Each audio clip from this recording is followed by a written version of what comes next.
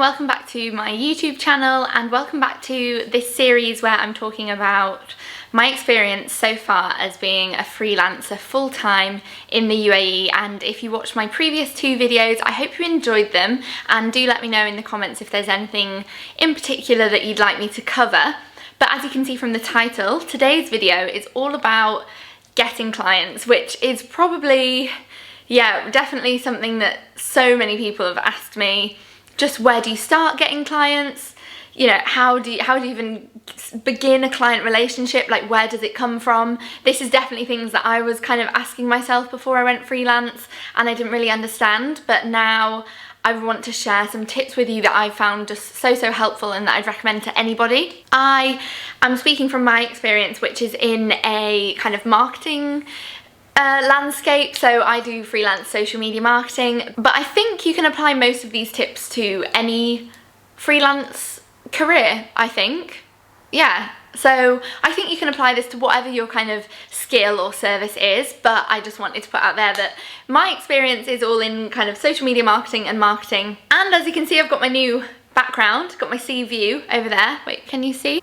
You can see the sea. And I have also got my painting, so it's the same view, it's just different as my last video in the series. But anyway, I hope this setup is all okay for you guys. I'm feeling pretty glam at the moment, probably a bit too glam for a YouTube video, but hey, we move. Okay, let's jump into the video. If you watch my other two videos, then you'll know that I kind of moved from working full-time in my industry to then going freelance. I didn't just kind of start freelancing at the start of my career. So assuming that you're taking a similar role to me, and it's fine if not, because there will be other tips in the video, but let's assume that you're taking a similar kind of approach to me and maybe you're working full-time or you've just been working full-time. If you've already had work experience in your industry, then you've already had access to a team or a company, whether that's 10 people, 5 people, 50 people, 500 people. There are people that you've been working with and that are in your industry. These people that you've already worked with, they are going to be crucial to growing your network. That's such a kind of, I don't know, I don't really like the term network, because I feel like networking can sometimes have a bit of a negative stigma where people think that you're kind of using people, and that's not it at all. Your network is literally everybody that knows you, or that's how I'm going to be using the word in this video. So when I refer to your network, that's everybody that you know and that knows you, and more importantly, that knows what you do, but we'll get on to more of that later.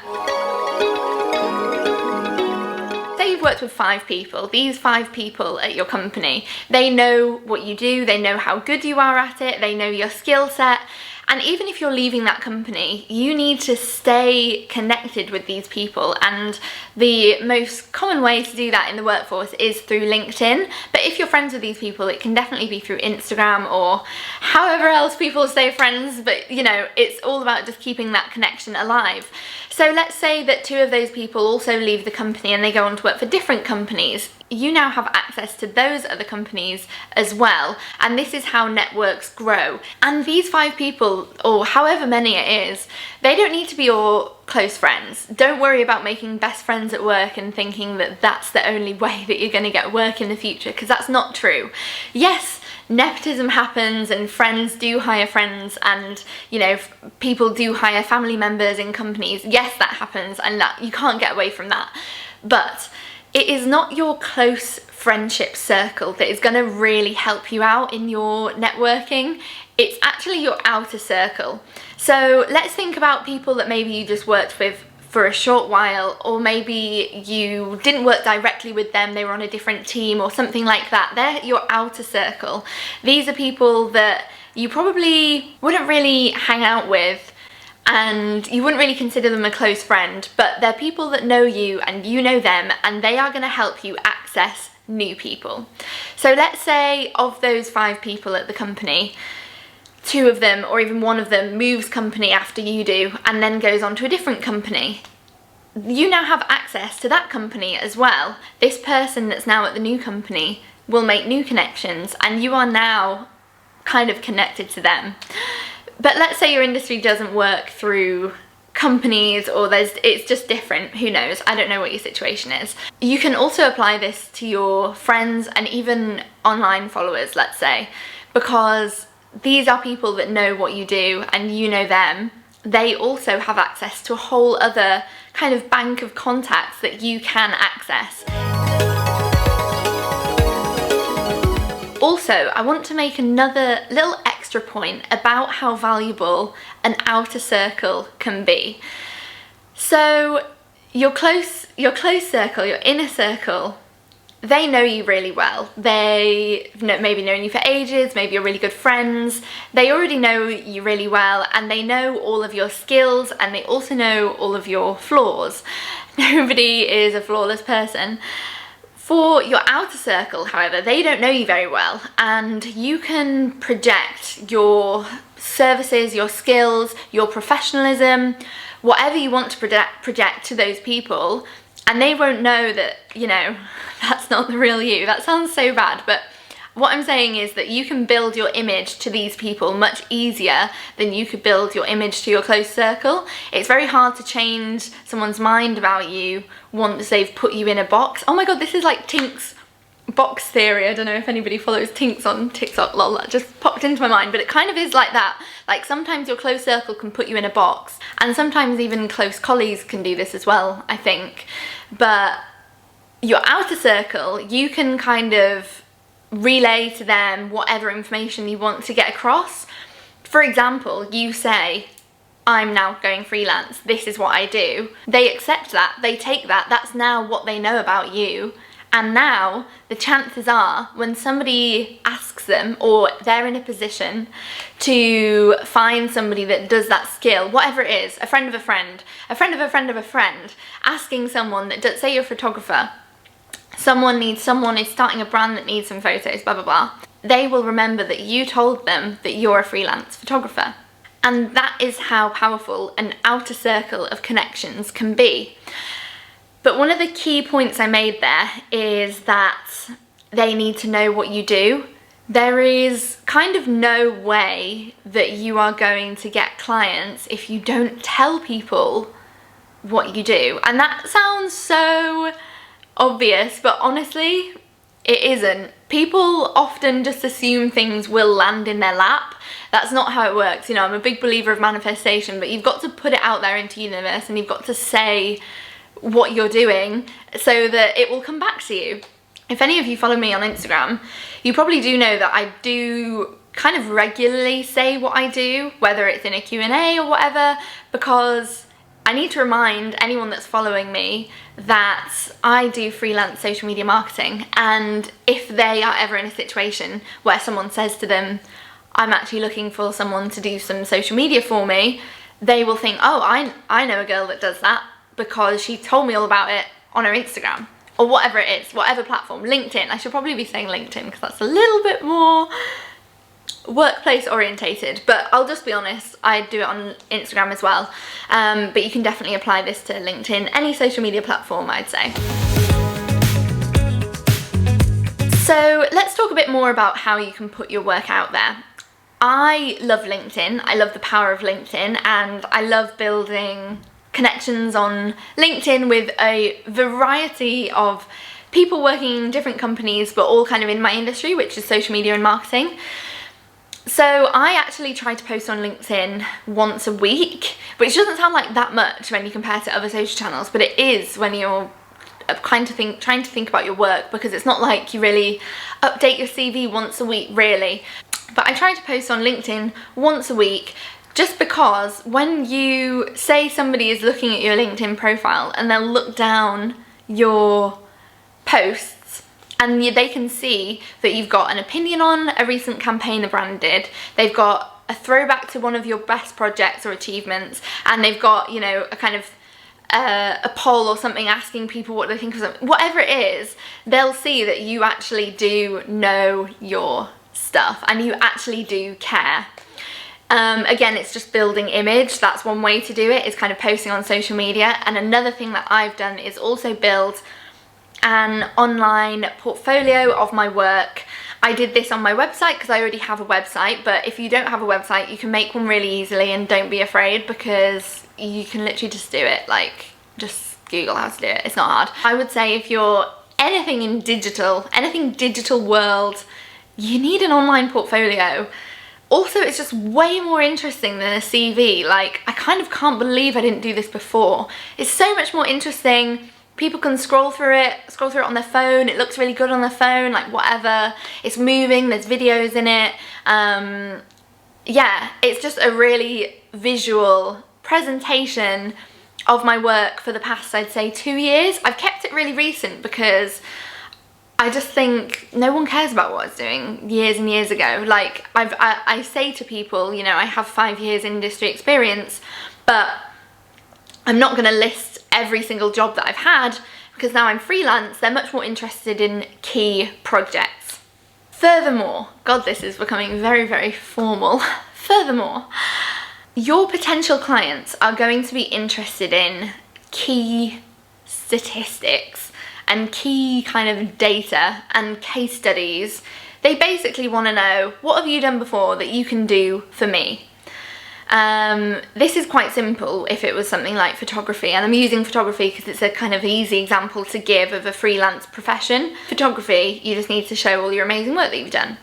But for something like social media, you need to show how many followers you gained in 6 months for a brand of a similar size to that potential client. I would say for your portfolio, you need to make sure that you have kind of a range. Think of every potential client that you'd like to have, like your dream clients. More on that later. Think of your dream clients. What would they be looking for in a portfolio? They would want to see similar work that they can apply to them. Does that make sense? I hope so. I feel like I'm rambling a little bit, but hey. For example, your dream client is fashion brands. Try to put as much fashion experience on your portfolio. Again, it sounds obvious, but honestly, it's stuff like this that just people don't put in the effort to do. Okay, let's say you don't have any industry experience. So you don't have any industry connections, and let's say you don't have any friends or any followers, and you don't have anything. This will not be the case for anyone, by the way, but just saying, let's pretend hypothetically for a second that you can't do any of those options that I just talked about. We're now going to talk about fishing for clients. I'm using the phrase fishing because no, fishing is not a good analogy actually, because fishing, you just kind of sit there and wait for someone to bite you. We're kind of going poaching. That's what we're doing. We're poaching clients or hunting for clients. Anyway, essentially another way to get clients is to approach them and to go out and look for them. Now, this is really interesting, and if anybody's already freelance already, such a good tip that I just feel like I've really just had a realization recently is that you're not begging for clients, right? You're not just sat there waiting for a client to fall into your lap, and anything that falls in, you're like, oh my God, yes, great, give me this work. No, you can think of what is your dream client, you know, what's your dream budget, what's the kind of work that you want to be doing, what are the kind of brands that you want on your portfolio. Think about your dream client and then go after your dreams. Don't just wait for any old client to walk in and then you're kind of ending up doing something that you don't really love. You can work for your dream clients by approaching them. So yeah, this is not something that often happens through a friend of a friend, because I don't know the kind of circles that you're mixing in, but often you're not really surrounded by people that are friends with people, whatever, in your dream companies, whatever. I'd say that people kind of more get their dream clients by approaching them. Back up a little bit. You've already decided who this client is. You've seen them on LinkedIn, on Instagram, wherever. You've already built your portfolio online and it's ready to show to people. Then your next step is to engage with that client. I would say ideally it would be great if you make it clear that you're either a customer or a fan of the brand or something, just so that you come across sincere and authentic. And then it's as simple as either sliding into a DM, because I've done that, or, you know, get LinkedIn Premium and message a job poster or something. I've done that as well. Message or email the brand. Start your message or email and just say that you are a freelancer and that this is your portfolio. I would love to talk about how we can grow your channel further. That's what I say. Something like that. Just put it out there. Like, there is no harm in it. And then if they don't reply in 3 days, send a follow-up. Again, I do all of these things. You know, if I really want to work with a certain brand, then yeah, I'll be following up multiple times, and yeah, that's fine. Like, it's good to show that you're really keen to work with a certain brand or certain client. Don't be afraid to pester them a little bit. Within reason, obviously. Don't like show up at their office, I don't know, unannounced. We have had people do that at my previous company, actually. And we were just like, the worst thing they can say is no. The worst thing they can say is, we're not looking for anybody right now. But if at some point in the future they are looking for someone, then you'll already have made that connection, you know? So you really have got nothing to lose by reaching out to brands yourself directly. Just don't be afraid to just put yourself out there. And I'd say if you have an amazing portfolio, you know, and you have got, you know, a case study of a similar brand you worked on or whatever, then you're gonna be, you know, they're gonna be begging to work with you. So, you know, have confidence in yourself, have confidence in your portfolio, and just stay positive. I know that's a really annoying way to end a video, because I know it's hard. You need to force your optimism sometimes, and there's always going to be times where you're like, oh my god, I don't have any clients, what's going on? But before you know it, something will happen and everything will just click into place. So I know that sounds really vague, but I briefly mentioned it a second ago, just about the law of attraction and stuff. And I'm not saying you can rely on manifestation to manifest you a load of clients, but positive attitude and positive thinking goes a long, long way. And something that's so weird that I kind of found was that, you know, in the kind of year I spent saying, I'm going to go freelance, I'm going to go freelance, like I was telling people, I was telling my boyfriend, I was telling my friends, and I was telling myself, and I feel like I was just telling the world. It really gave me the confidence to do it. And then once I was doing it, I was just saying I specialise in fashion and beauty clients. I ended up specialising in fashion and beauty clients because that's what I want to be doing, and they're my dream clients. So I just think, stay positive. You will be able to do it. The sky is the limit. You can work with amazing, amazing brands. I feel like a lot of people actually want to specifically know how I got the opportunity in LA. Oh, I just kicked the camera, damn it. I think a lot of people want to know specifically how the hell I managed to get a freelancing job in LA.